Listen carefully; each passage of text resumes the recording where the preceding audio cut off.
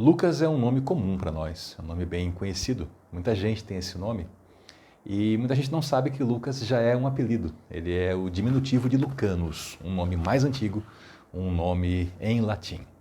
Hoje nós começamos a nossa jornada pelo Evangelho de Lucas e antes de a gente chegar no próprio texto sagrado, eu queria lhe contar algumas coisinhas sobre ele que aparecem nas Escrituras. Ele foi um companheiro de viagem do apóstolo Paulo, foi um amigo de Paulo.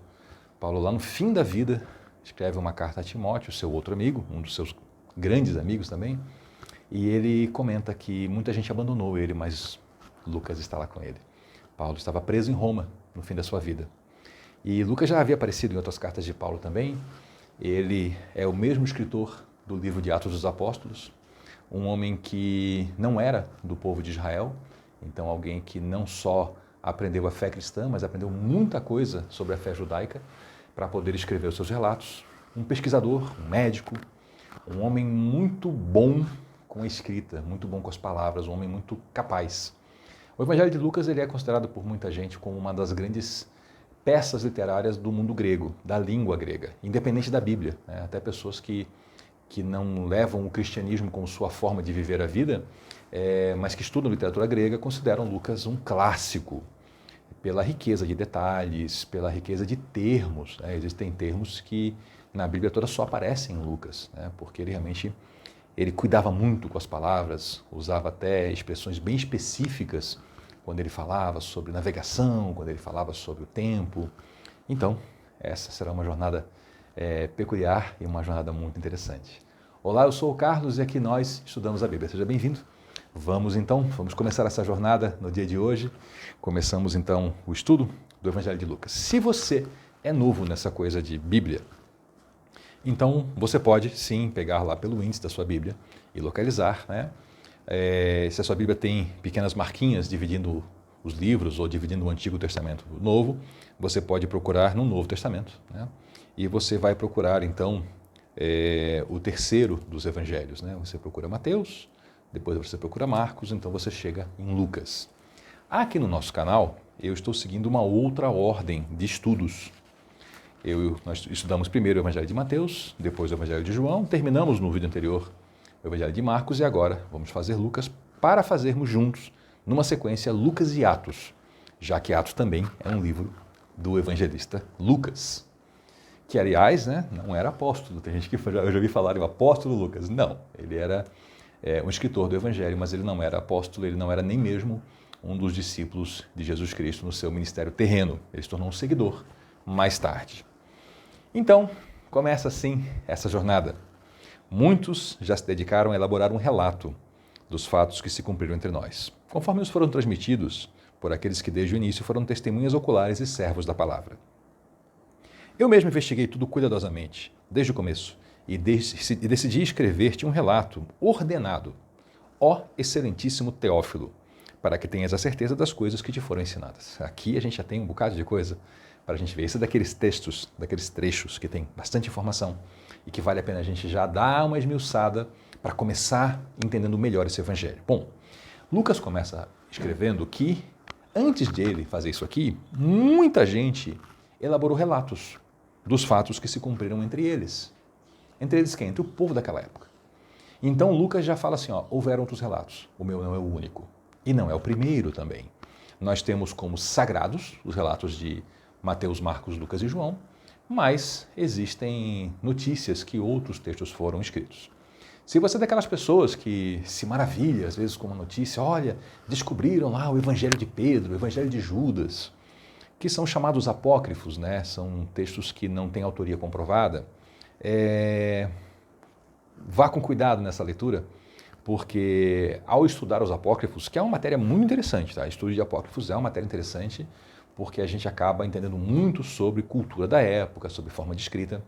Mas quando a gente estuda apócrifos, a gente descobre que uma das razões que esses textos não são adotados é porque a maioria deles, a quase totalidade, é de outra época. Os evangelhos apócrifos, eles não são da época dos evangelhos. Tem evangelho apócrifo que foi escrito 900 anos depois de Cristo. E aí alguém escreveu assim, isso aqui é o evangelho do fulano de tal, né? Então, tem erros de geografia enormes, tem erros de história, erros de costumes, E aí é por isso que a gente não é só por isso, né? Mas também por isso que a gente não leva esses livros como escritura sagrada, né? A gente leva como livros interessantes. Livro é livro, né? Sempre tem algo interessante para a gente aprender num livro. Mas, então, Lucas nos conta isso. Houveram outros relatos antes. E os relatos foram feitos, esses textos, né, conforme foram transmitidos desde o início por quem foi testemunha ocular e servo da palavra. Então ele fala o seguinte: os relatos que vieram antes do relato dele foram feitos baseados nas testemunhas oculares, ou seja, em gente que andou com Jesus Cristo. Esse é um critério interessante para a gente pensar na validade de um evangelho, de um texto sagrado, um texto como sagrado, né? Quem escreveu, quem relatou, andou com Jesus? Marcos, por exemplo. Marcos talvez tenha conhecido Jesus pessoalmente, talvez. Mas ele relatou o evangelho segundo Pedro, que era um dos apóstolos. Então, a gente não tem dúvida sobre isso. E aí Lucas fala, olha, os textos que vieram até agora foram de pessoas que relataram das testemunhas oculares e que foram servos da palavra de Deus, servos do falar, servos do evangelho. E a expressão palavra também se aplica ao próprio Jesus Cristo, né? E aí Lucas fala assim, eu mesmo investiguei tudo cuidadosamente, desde o começo. E decidi escrever-te um relato ordenado.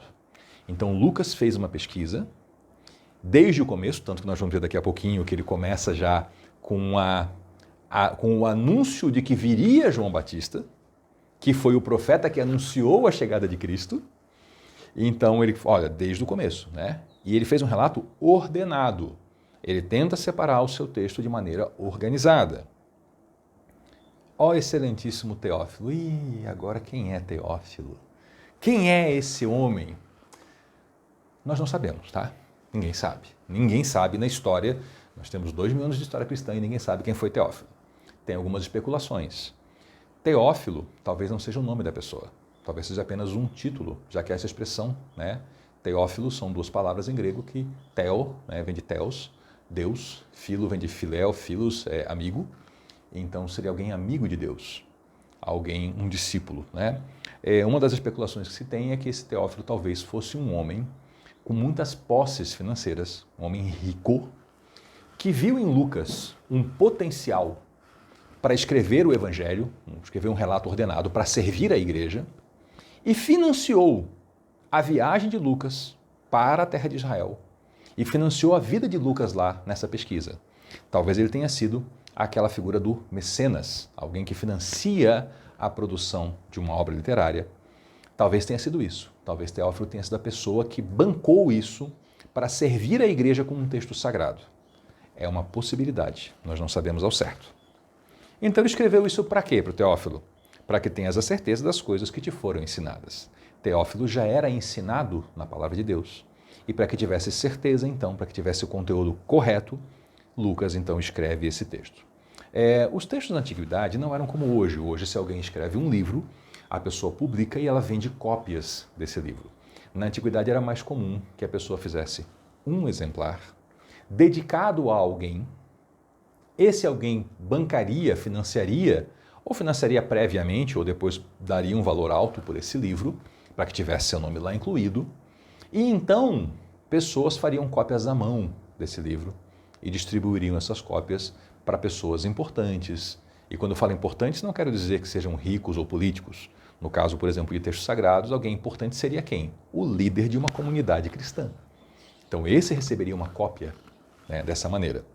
E dessa forma, então, talvez Teófilo tenha sido a pessoa que viabilizou a produção desse texto e a distribuição dele lá para a igreja, lá no começo dos séculos.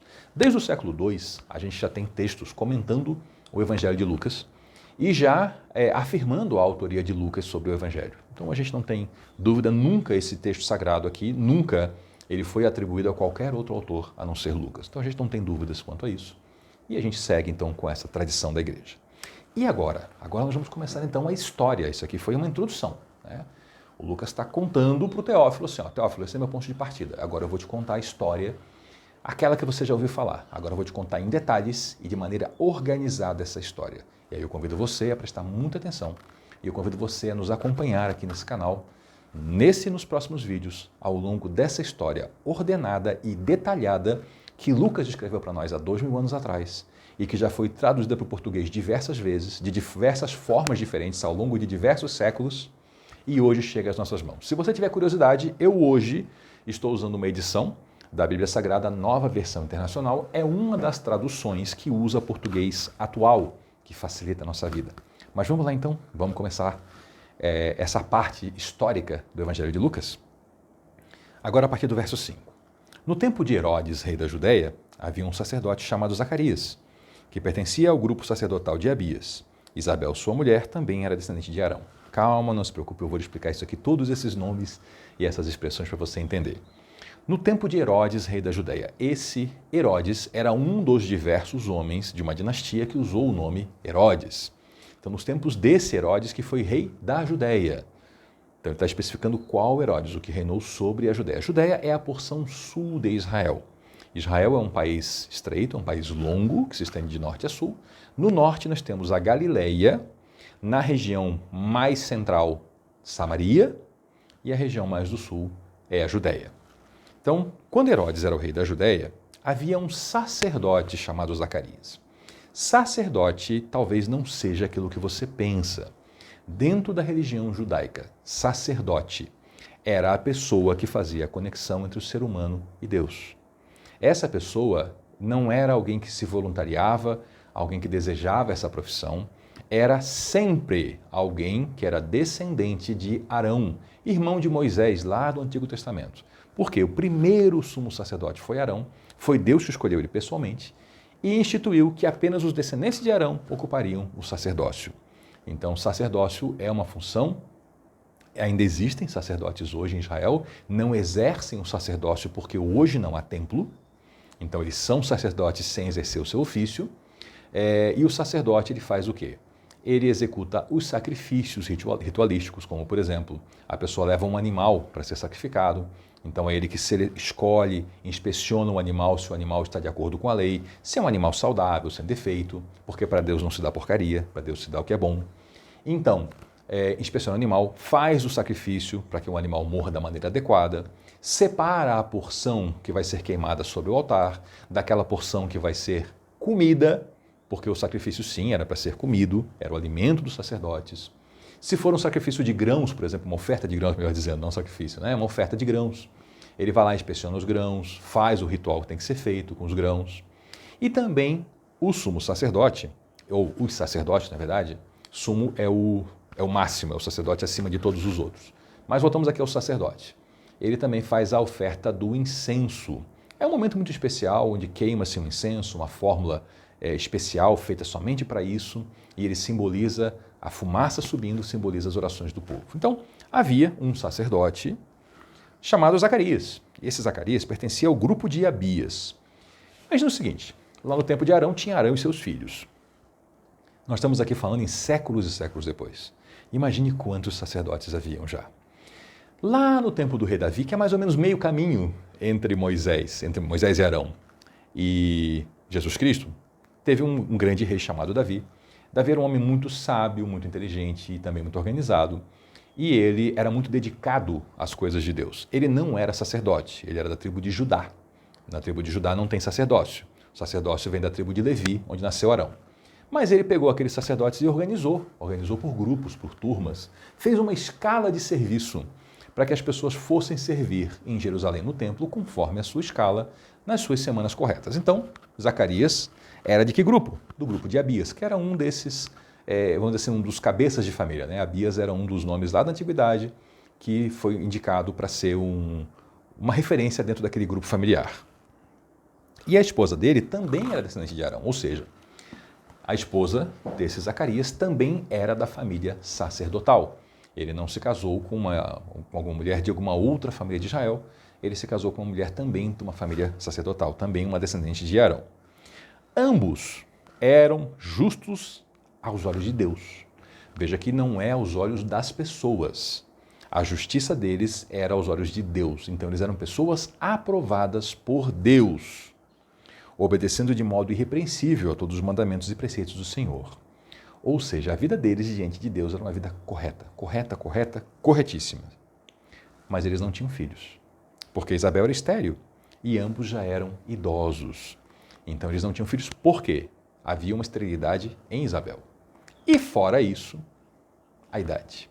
Ou seja, para eles terem filhos, era uma barreira considerada intransponível, porque mesmo que a esterilidade dela fosse curada, a idade já não permitia. Era uma condição já muito, muito peculiar e já muito improvável para uma gravidez. Mas nós veremos, na sequência, como é que Deus transforma tudo isso e daí não só vem uma gravidez, mas vem a gravidez que vai trazer ao mundo um homem que mudou a nossa história.